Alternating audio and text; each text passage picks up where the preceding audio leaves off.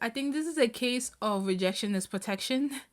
That's honestly what I'm going to say. Sometimes, especially when you're a trainee, you're a new person, you're coming to a new department, you have so much potential. Some people are not going to like you.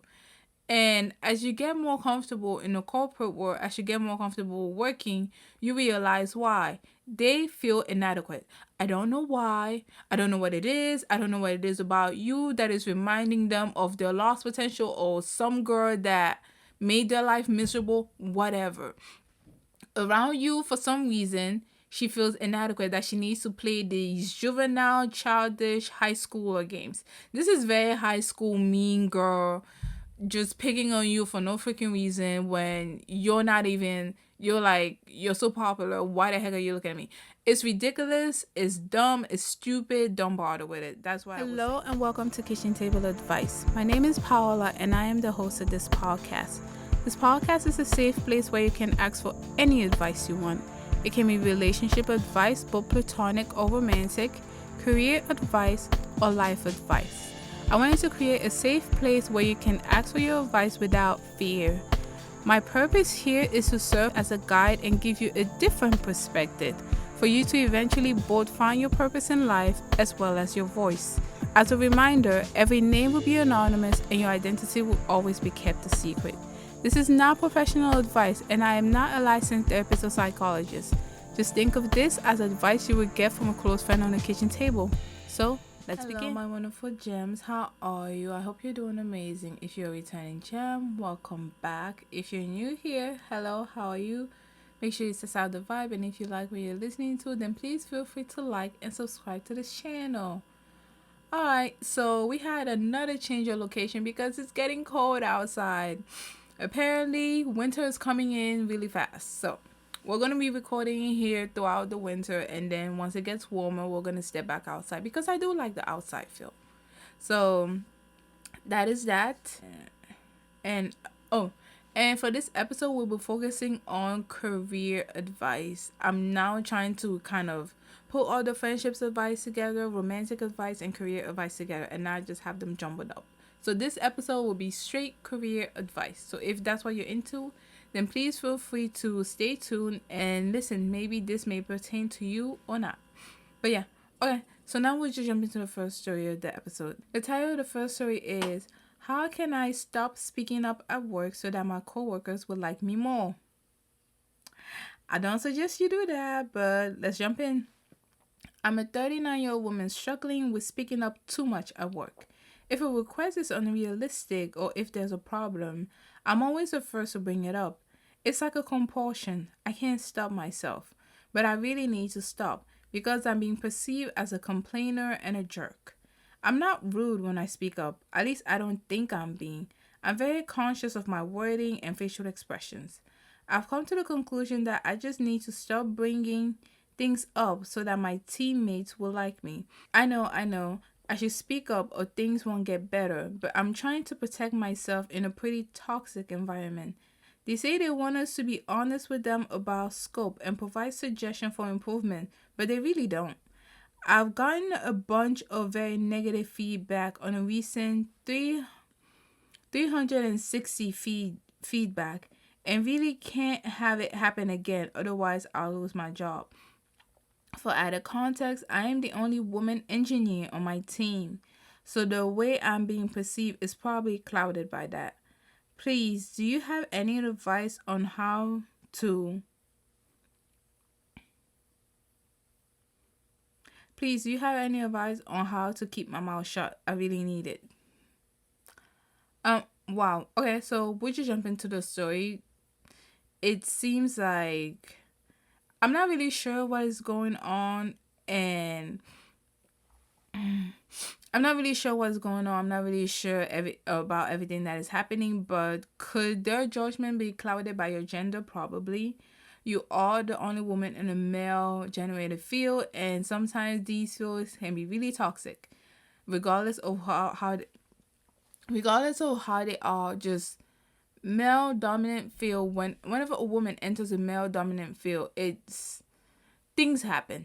I'm just gonna say things happen. The change can be either good or bad, but let's just say some people are not happy towards the change, other people are. So it just varies. So my advice, and you've already said that you're very conscious of your wording and facial expression, and you don't try to, I guess, make it a big deal. My advice would be, I still think you should speak up, but maybe like choose your battles wisely, is what I would say. If there's such animosity and okay, to be honest, my advice is keep speaking up, keep being you, don't dim your light. And if you need to go to another department that has other women to it, that will be better. But if for some reason you cannot move to another department, you cannot move to another job, and you have to be here for a certain amount of time before you exit out, I would just tell you to choose your battle wisely. Maybe not everything needs to be discussed. Obviously, important stuff like you said, when a request is unreasonable, or maybe they give you a really short deadline, like they give you a day to complete something that's going to take a week, of course you should speak up about that. But maybe don't complain about stuff that is minimal. But then again, what you may consider minimal is not what I may consider minimal, so it really varies. I would just say don't don't try to shut your mouth, actually, because that excuse of women are complainers, women are emotional, are basically used as a ploy to make us shut our mouths and just go along to get along and never voice our concern. And all of that, you're not standing up for yourself, you're not being true, you're not advocating for yourself. That does take a toll on you. That can be added stress to you. For on the outside, it may seem like you're just this cool person who's okay with this and that, but at the end of the day, it does take a toll on you. That's why people shut down and they break down, because of all this added stress of them trying to hold it in to not be perceived a certain way. It takes a toll on you. I always think it's best for you to just let it out. If you have to let it out, let it out. If for some reason you can't let it out, just try to avoid the situation until you're in a better mind frame to be able to voice your opinion. I would never suggest you guys to not voice your opinion. And again, perception is just, people have very perception. So this is a broad advice. However, if you're in a position like this, where my advice will actually be, go to another department with women. Go to a women engineering department. Hopefully they have that at your company, and if they do not, apply to another job and ask them if there are any women in this workplace, because it can be it can be a big culture shock when you come in as the only woman on an all-man team, or even if you come in as the only guy on an all-woman team. It can be a cultural shock. Like, some stuff are just, they're gonna perceive it a certain way, whereas you don't think it's a big deal. It's a lot. It's a lot.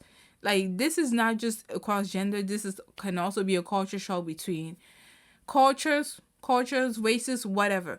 It can be very jarring being the minority on a team and you are the only one there. So there's not even like another person where you can bounce ideas between, but you are the only one, and everybody makes you sound like you're crazy. I understand. It can be very shocking.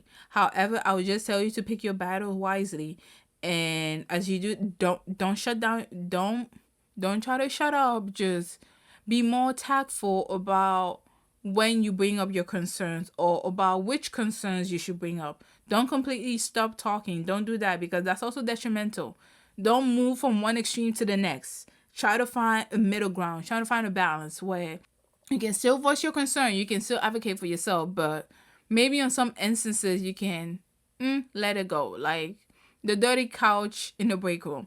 Maybe not a big deal, but obviously stuff that impacts your work, impact your salary, impact your well-being, you have to speak up on those. You must speak up on those. And for a long time, women have been told to shut up, and have been told that we are too emotional when we speak up our minds, as a means to not only diminish us, but basically try to treat us like second-class citizens who are just there to support, and not actually advocate and self-actualize. So I would never tell you to not speak up. Always speak up, but just be tactful about when you bring up your concerns. So that's my advice for this. If this is pertaining to you or if you're dealing with a similar situation, I hope this advice can really help you. Because I think we've been too quiet. We've been quiet long enough, and I do think it's about time that women actually do start speaking up a little bit more. But yes. So, that is that for this advice. We're going to take a break right now and come back with the second story of the episode. All right, we are back, and the title of the second story is How Can I Deal with This Woman at Work in a Mature Way While Balancing Self Respect with Career Advancement? Oh gosh, let's jump in. One of my work colleagues causes me a lot of anguish by her childish actions, which by themselves are not that serious. However, as I'm currently passing from a very stressful time in my personal life, I experience her microaggressions very badly. Yeah, basically, I was trying to decide which department to move to, and in my opinion, at that time, my best bet was the department she was working in. When she asked and I answered, she laughed in my face as if saying that I wouldn't be a good fit. She covered it up with a few seconds later by suggesting I can work with a subsection of the department where I would not be collaborating with her. Another time, she was giving a short presentation on a work that she had going on, with one of the work being something that I had worked on as a trainee and for which I had basically done all the legwork. When presenting the work, however, she gave the credit to herself and another colleague and failed to mention me by name. She thought that I had logged off for good when I had only logged off because I had connections issues and needed to use a more stable connection in another room. So I only lost a few minutes of her presentation. When she realized that I had been on call doing her slip, she backtracked and said that there were a couple of other people working on it, but still failed to mention me by name. Anyways, as I said, I've been going through a very difficult period in my personal life, and after these episodes, I just decided to take my second option as the department where I would be working rather than risk spending my career in the same office working with someone like her. Her department boss still wanted us to collaborate on something, but when she found out that I will be working in a different department, she suddenly became nice again. And during an interdepartmental meeting we had, she tried to bring up the subject of us working together on this project.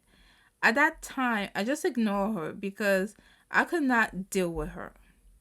At this point, I really don't want to work with her because the amount of anxiety she caused me with her microaggression was unbelievable. I understand that my emotions are heightened because of my own stress, which has nothing to do with her action. And if I were not stressed, I would have just ignored her action and chose my preference place of work rather than my second option. However, my personal problem will not go away soon, and I really need some friendly faces around me rather than people using me or piling up work for which I get no credit. What would be the mature way of dealing with her? I would like to make her aware that I know she doesn't like me. Parentheses, I don't know why. I'm not a competition for her as she was already promoted while I'm just starting and a long way off from reaching her level. And I prefer not working with her if possible. The problem is that her actions are not overt, but quite subtle.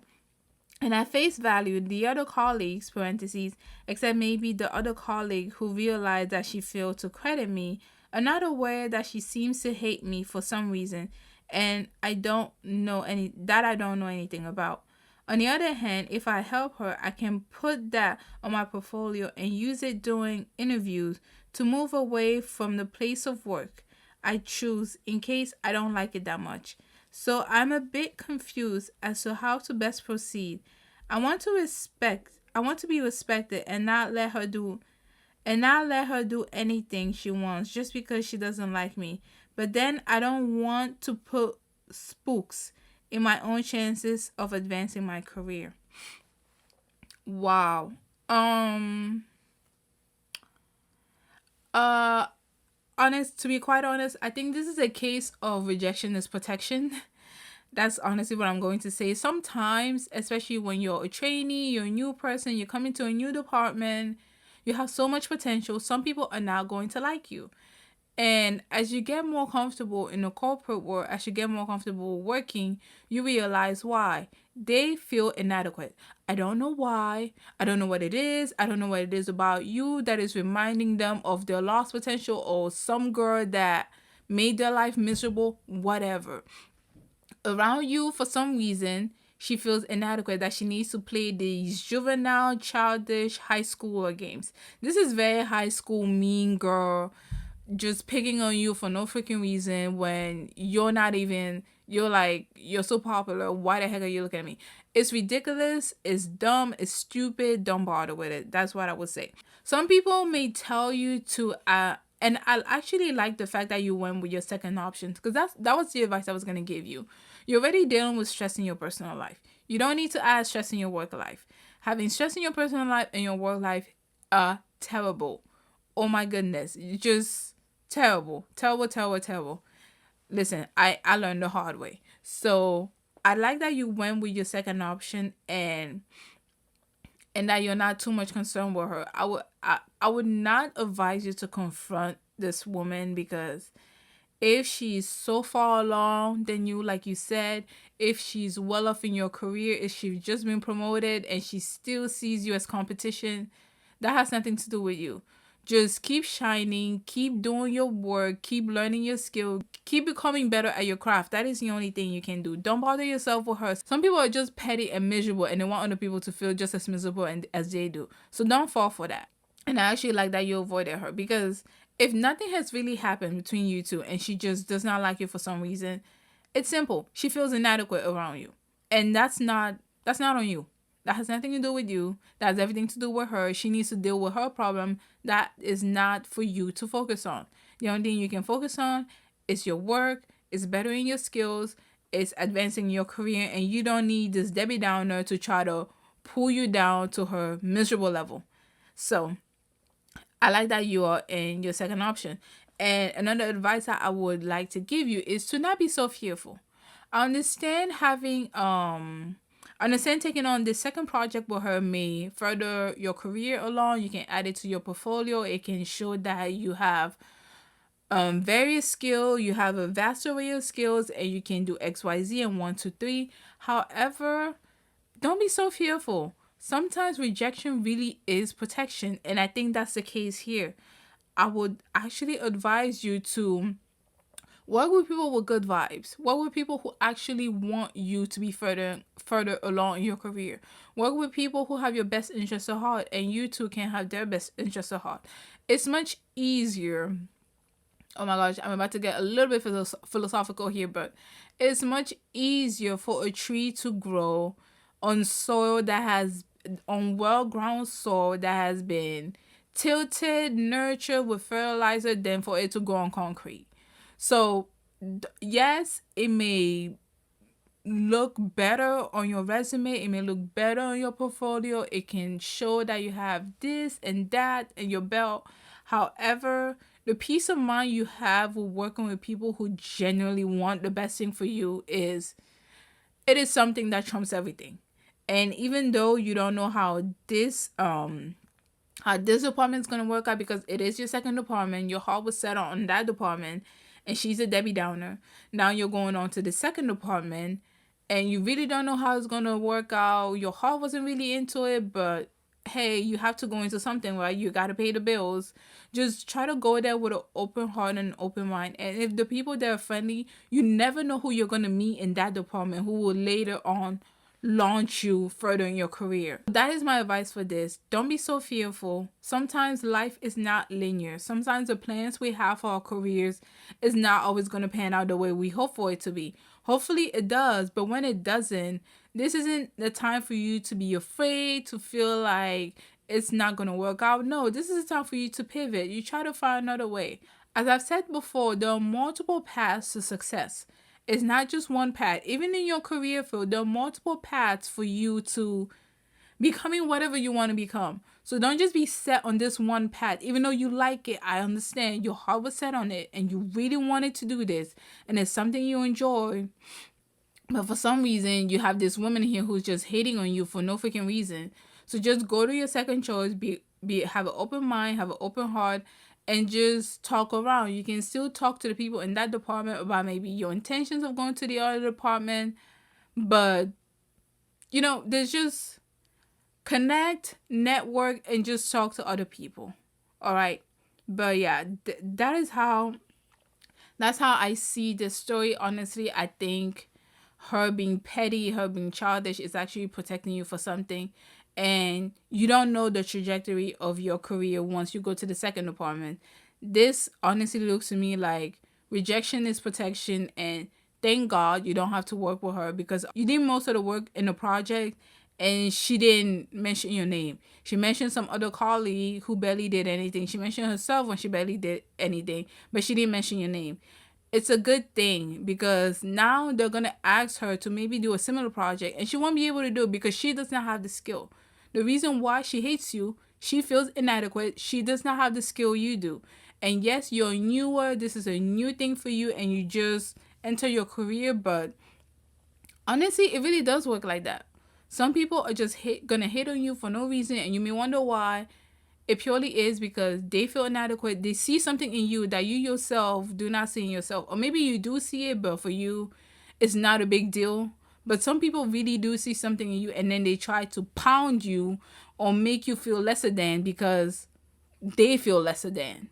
So, yeah, don't worry about it. Just go into the second option, go into the other department, and make the best of it. All right, so that's where I'm gonna end. I hope we're not losing too much light, but yeah, that is where I'm gonna end for today. Thank you so much for spending your day with us. And if you have any advice for the first or second story, then please feel free to leave your comment in the comment section below. Secondly, we get our stories from our Gmail account, which is kitchentableadvice@gmail.com. That's where we get some of our stories as well as business inquiries. Again, thank you for spending the day with us, and we'll see you next week. Bye.